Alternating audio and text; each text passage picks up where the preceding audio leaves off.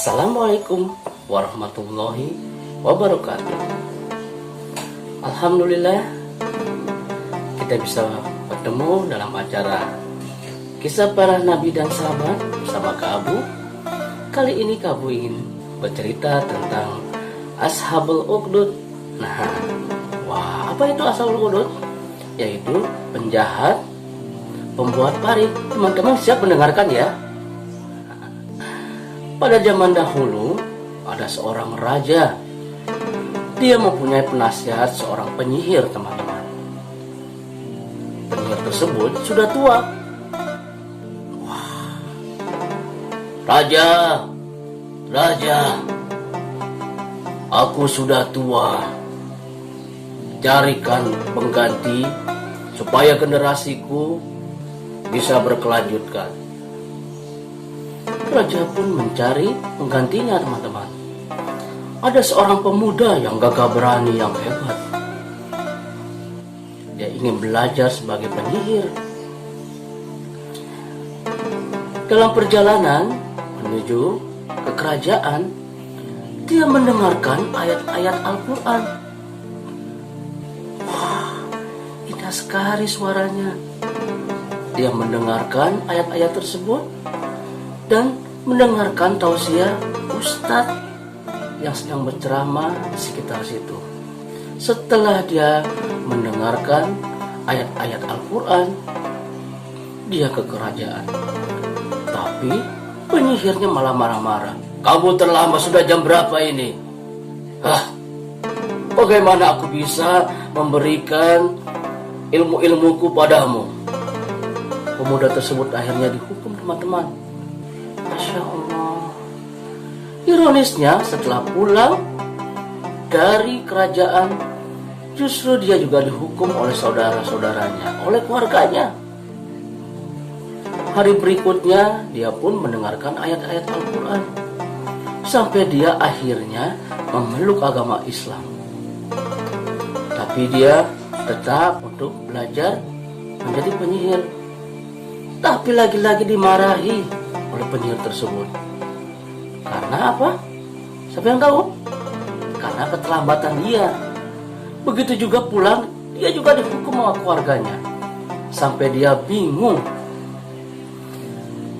Teman-teman yang dirahmati Allah, dia pun bicara kepada ustadz tersebut. Ustadz mengatakan, begini saja pemuda. Kamu bilang kepada penyihir tersebut, jika terlambat karena kau dihukum oleh keluarga kamu. Begitu juga dengan keluarga kamu. Jika kau pulang, kau dimarahi oleh keluarga, bilang saja karena dihukum oleh penyihir tersebut. Dia pun merasa bahagia dapat solusi yang terbaik. Hari pun berganti. Dia melewati sebuah gang. Tiba-tiba ada binatang buas, teman-teman, yang biasa dilalui oleh para penduduk di sekitar sana. Tapi apa yang terjadi? Semuanya takut melewati jalanan tersebut. Pemuda tersebut mengatakan, ya Allah, ya Tuhan, jika memang Kau maha melindungiku, bunuhlah binatang buas tersebut. Aku berkeyakinan Kau adalah Tuhanku. Jika tidak, berarti aku akan menjadi pengikut penyihir tersebut. Amin. Diambil batu, dilempar. Apa yang terjadi? Binatang tersebut akhirnya mati, teman-teman. Dia menarik nafas. Hebat, luar biasa. Hingga akhirnya semua orang berbondong-bondong ke pemuda tersebut, meminta perlindungan, masuk Islam, menyembuhkan segala macam penyakit, sampai terdengar oleh raja. Raja mempunyai seorang teman, dia buta. Sekarang kamu berangkat saja menemui pemuda tersebut dengan membawa harta. Teman raja yang buta berangkat, lagi-lagi bisa disembuhkan. Sampai akhirnya teman raja yang buta tersebut mengatakan, bagaimana kau bisa menyembuhkan aku yang sudah buta? Yang menyembuhkan bukan aku, tapi Allah. Betapa kagetnya teman raja yang buta tersebut. Akhirnya dia memeluk Islam. Masya Allah. Dia kembali ke kerajaan, tapi apa yang terjadi? Raja marah-marah. Kenapa marah-marah? Karena teman dekatnya sudah menganut agama Islam. Dipanggil pengawal, dibawa, diseret, disiksa, dianiaya. Akhirnya teman raja meninggal dunia. Raja pun naik pitam, dipanggil pemuda tersebut. Raja mengatakan, siapa Tuhan kamu? Siapa? Hah? Tuhanku adalah Allah. Siapa itu Allah? Tuhan yang Maha Pengasih. Raja marah-marah, disiksa pemuda tersebut. Ayo, siapa yang mengajarkan ini semuanya? Mengaku. Teman-teman yang dirahmati Allah, pemuda tersebut dia mengatakan ada seorang ustadz yang mengajarkannya. Dipanggillah ustadz tersebut. Sampai di kerajaan, ustadz tersebut malah dianiaya, disiksa teman-teman, disuruh mengikuti ajaran raja. Wah, sampai ustadz tersebut akhirnya meninggal dunia. Betapa sedihnya pemuda tersebut. Lalu dia mengatakan kepada raja, kenapa kau membunuh raja?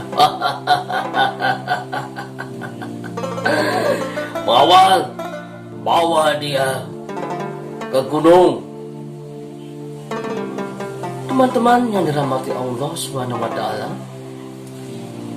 pemuda tersebut dibawa ke gunung bersama pengawal.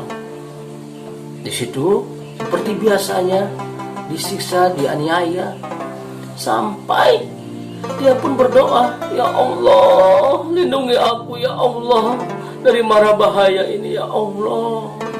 Kau adalah Maha yang benar dan segala yang benar ya Allah. Tiba-tiba gunung itu terbelah. Pengawalnya pun masuk ke dalam jurang, teman-teman. Alhamdulillah dia selamat. Dia kembali lagi ke kerajaan. Raja marah. Hai, kau masih hidup? Bawa dia ke tengah laut. Pemuda tersebut dibawa ke tengah laut. Lagi-lagi pemuda tersebut dia berdoa. Pengawalnya justru banyak yang meninggal di tengah laut. Dia terjun ke laut. Lagi-lagi untuk kedua kalinya pemuda tersebut selamat, teman-teman. Dia mengakui adanya Allah Subhanahu wa taala yang melindungi dirinya. Dia kembali lagi ke kerajaan. Raja semakin marah. Dengan sabar, pemuda tersebut mengatakan, Raja, kau bisa saja membunuh aku, kau bisa membawa aku ke tengah lapang, ikat tanganku, dan ini, aku punya busur dan anak panah. Anak panah kamu letakkan di busur, tapi sebelum kau luncurkan anak panah tersebut, kamu harus menyebutkan dengan nama Allah Tuhan 3 kali. Teman-teman yang dirahmati Allah, pemuda tersebut dibawalah ke tengah lapangan, disaksikan oleh rakyat-rakyat. Banyak orang berbondong-bondong ingin menyaksikan kehebatan pemuda tersebut. Setelah diikat, raja mengambil anak panah, lalu meletakkan di busur, lalu menyebutkan, dengan nama Allah Tuhan pemuda tersebut, dengan nama Allah Tuhan pemuda tersebut, dengan nama Allah Tuhan pemuda tersebut. Lalu diluncurkan anak panah itu, akhirnya mengenai Pemuda tersebut akhirnya meninggal dunia. Masya Allah.